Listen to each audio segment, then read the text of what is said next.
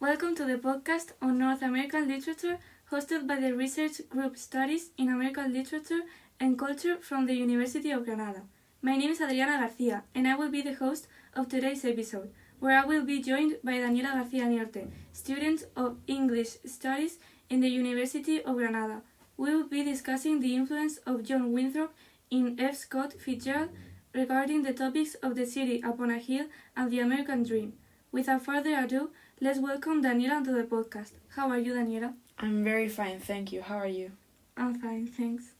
Your research mainly focuses on two texts, one of them being A Model of Christian Charity, written by John Winthrop. Can you tell us a little bit about its author and the content of the text? Yeah, sure. A Model of Christian Charity was a sermon that was delivered by John Winthrop in 1630 aboard the Arabella, which was a ship carrying the Puritan colonists to the Massachusetts Bay Colony. This sermon outlines the ideals and principles that would guide the community of settlers in their new life in America. Winthrop delivered this sermon to emphasize the importance of mutual love, compassion, and unity in a Christian society, trying to create the ideal morals that this new society should follow. The main themes in this sermon are the community and the unity of said community, the importance of love and compassion for other Christians, saying that the wealthy have to take care of the poor, as this is their responsibility given to the rich by God. This community is ruled by a covenant, which is like sort of a contract with God. If they fulfill this covenant, they will prosper and serve as an example to others, whereas if they fail, there is God's wrath and the failure of their mission. Lastly, there is a theme of moral and spiritual responsibilities. They have to adhere to moral and spiritual laws to achieve success and fulfillment in this new community. To sum it up, this text reflects Winthrop's vision of a religiously devoted society where people care for one another and work together for the greater good. Great. And what about The Great Gatsby by F. Scott Fitzgerald? Well, The Great Gatsby, as opposed to A Model of Christian Charity, was written in the 20th century. This story takes place in the Roaring Twenties, a period of economic prosperity and social success in the United States, and it explores the themes of wealth, class, love, and the American dream, one of the main topics of this research.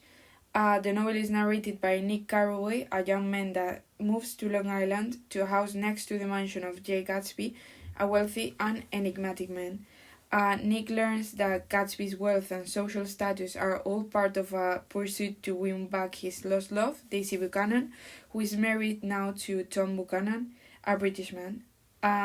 This obsession to regain her love leads Gatsby to tragedy, as seen in the end of the book. In this book is very noticeable the idea of the American dream, as well as the differences in class and social status during this time in the United States, the importance of love and how easy it is for it to become an obsession, and the difference between illusions and reality, and the importance of morality and the consequences it can have in the lives of the characters. Through the character of Jay Gatsby, Fitzgerald exposes the flaws and contradictions of the 1920s, particularly the corrupting power of wealth and the futility of chasing an idealized past. The novel is one of the great American classics for all of these reasons. Your study first explains the concept of the city upon a hill. Where did this idea first appear? Well, this idea originated in A Model of Christian Charity by John Winthrop. He was the one that delivered this sermon to a public Puritan public, and he explained to the Puritans that their new place of living could be considered an opportunity to practice their faith freely and demonstrate their ability to create a new and great society. Winthrop explained that the world was expecting their downfall, their settling in a new land would be a trial, and he warns the Puritans that the ones that practice faith must show it in their work as well, or else they will suffer. This is, if they are not faithful enough, they would be a bad citizen. He thought that only a society that lives with faith really present and lives by the covenant of God in their everyday lives can become a city upon a hill. And how did Winthrop understand the city upon a hill?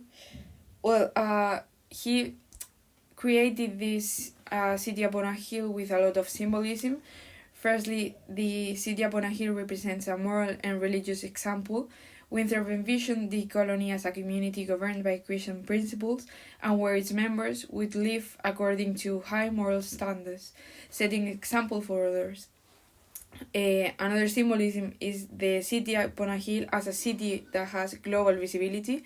It is a city visible to the world, as the syntax indicates, that it is a city in the top of a mountain where everyone can see. This visibility suggests that the colony was being watched by everyone, so if they failed, everyone would see. And thirdly, the city has a responsibility as they were a model society. Winthrop said that if people did not live up to the standards set by such society, they would be considered as a failed colony, which would be shameful for them, but also for the whole Christian community. All of these symbolisms are related to the desire of being seen as their own nation and not related to England whatsoever. You mentioned that this idea also appears in The Great Gatsby, but is it the same exact idea that Winthrop pictured? Well, not really. Fitzgerald didn't really name the city upon a hill per se. The text conveys the idea of the exceptionalism of America, showing America as one of a kind and a land where anything is possible, which is really similar to the idea that Winthrop tried to convey. According to Thomas B. Byers, and I quote, "Exceptionalism is at once the ideology that we are and the fact that as a nation we are an ideology, rather than simply, for instance, a political entity or a place with a history." What he tried to explain is the Americans are exceptional as a nation. They believe that everything and everyone in America is better than the rest of the world, and ideology here refers to the consciousness of the Americans that turns out to be false. This relates to the idea of Winthrop, who thought that the new society they were going to create in America was going to be seen and followed by everyone, even if it was not true. Fitzgerald does the same in his book. He conveys the idea that America is the best nation in the world and that everyone wants to be like them, although in the latter case it turns out to be a criticism to this ideal country. This exceptionalism in The Great Gatsby can be seen in very different characters and situations.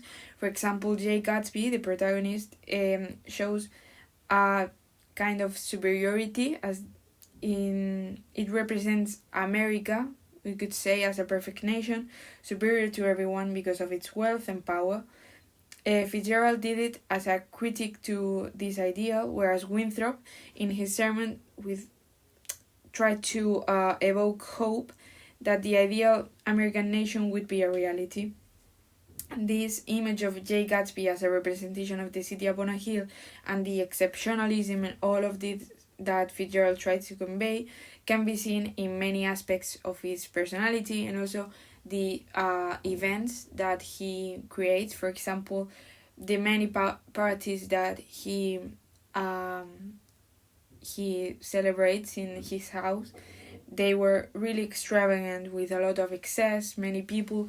He tried to convey this idea that everything was perfect, there was a lot of everything, where in reality that was not the real occasion and that was not what was really happening. That's really interesting. What about the American dream? How can you explain this idea to the listeners? Well, I think this idea is really easy to understand because it's a present idea still. In the beginning of American history, the American dream referred to a land of prosperity, success, and change, achievable through hard work and effort, and most importantly, through faith. The American dream has always been a dream of creating a community that helps achieving economic and social advancements as a place of religious transformation. political reform, educational attainment, and freedom of expression. The dream can be seen as both collective and individual, as can be seen in both of these texts. So how is this idea conveyed in A Model of Christian Charity? Well, in Winthrop's A Model of Christian Charity, the American dream is not explicitly mentioned in any way. Nevertheless, the idea is conveyed through the whole sermon. Winthrop's sermon can be considered the representative of the collective kind of American dream, as I said before, whereas the novel of Fitzgerald represents the individual kind. Winthrop thought that this dreamland was directly related to God. It was God that had given them the ability to work in order to get a reward from Him. In A Model of Christian Charity, the American dream was something good. It was something that the people aboard the Arabella were probably happy about and were optimistic.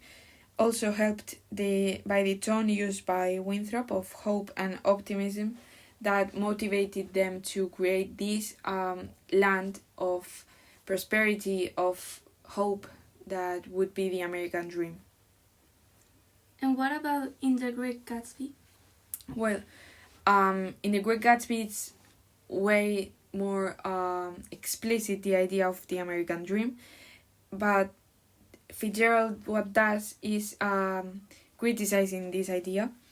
The society of the 1920s was ruled by the desire to become a participant of said American dream, viewed as the economic wealth, power, and popularity of the individual. Mainly, the novel fixates in the flaws of the American dream and the fatal consequences it can have in those who follow that dream. This can be seen in the main character, Jay Gatsby. Is a person that wants to achieve the American dream. He wants to be known for his wealth, for his work, for his social status. So he changes his name to look wealthier. He buys materialistic things to show off his wealth, and he throws parties regularly to demonstrate that he has the money to do so. But what he mostly pursues is the love of Daisy Buchanan, which can be considered a true representation of the American dream. She is part of what is known as the Old Wealth, the people whose families has always had money and live in the East Coast. Nick Carraway, the narrator of the story, moves to Long Island in search of a world that is calm and unified, but he finds the full dust of moral decay. He finds completely the opposite that he was looking for. He thought that he was going to a place where he could find happiness, but what he truly finds are false appearances, and he realizes that the American dream is not actually true, and that it is all an idea conveyed by these people that want to look wealthier, happier, powerful, where in reality there are none of those things. They are cruel characters. For example, Daisy represents the image of the woman in the American dream, but she has her own flaws as well. She is not innocent, as she is believed to be by Gatsby. She is arrogant, selfish, and bored with her own life. This ideal woman that could appear in the American dream is nothing here but a lie. Also, and to sum up this topic, in the end of the novel, Gatsby is destroyed literally by the American dream. He follows it blindly. He thinks that he can achieve the level of happiness that this dream was meant to give, but in the final chapters, when Daisy, well, this is spoiler, I'm sorry, when Daisy kills Myrtle, his husband's mistress, with Gatsby's car, which is symbolic of how the materialism that is characteristic of this American dream can end up killing people. After this, Myrtle's husband, George Wilson, kills Gatsby as he was too obsessed with Daisy to let her admit her own mistakes, so he took the fault completely, and Daisy, showing this arrogance and selfishness, didn't try to protect Gatsby. She didn't want to be seen as the character that did all of the wrong things. She actually wanted to be perceived as an innocent girl, powerful, wealthy, and all of the attributes that I've named before. So yeah, that's pretty much the American dream in Gatsby's. Wow, that idea is very common still, isn't it? I think I've heard the same arguments before. Yeah, I think that the American dream is still very very late modern, we could say. For example, there is this want of the people to move to the States, to move there, because we think, because of the films of Hollywood and all of this, that the United States is the perfect place to live, whereas where we find true happiness, but we notice that it is all a lie, like Gatsby tried to convey. But yeah, the Hollywood films have done very I don't know how to explain it, but it's really dangerous, the image that Hollywood gives. For example, in many films like La La Land, where you can picture a perfect place, a perfect society, and in reality that's not true. So yeah. That's very curious. Lastly, what conclusions did you get from your research?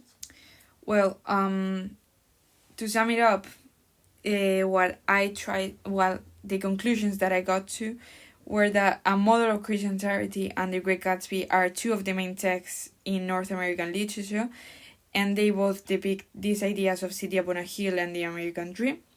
They share common ideas, although A Model of Christian Charity has a positive view about them and The Great Gatsby has a negative one of these topics. They are presented, they have been present in the whole history of this literature, and that has continued to have an importance in the present day, and they will continue to have this importance for a very long time probably. We can conclude that F. Scott Fitzgerald inspired his novel in John Winthrop's sermon, using the same topics that Winthrop used in his speech aboard the Arabella. And with that, we finish today's podcast. Congratulations on doing such a wonderful and interesting research, Daniela, and thank you for sharing it with us. Thank you for having me. And for the listeners, thank you for joining us, and we hope you enjoyed it.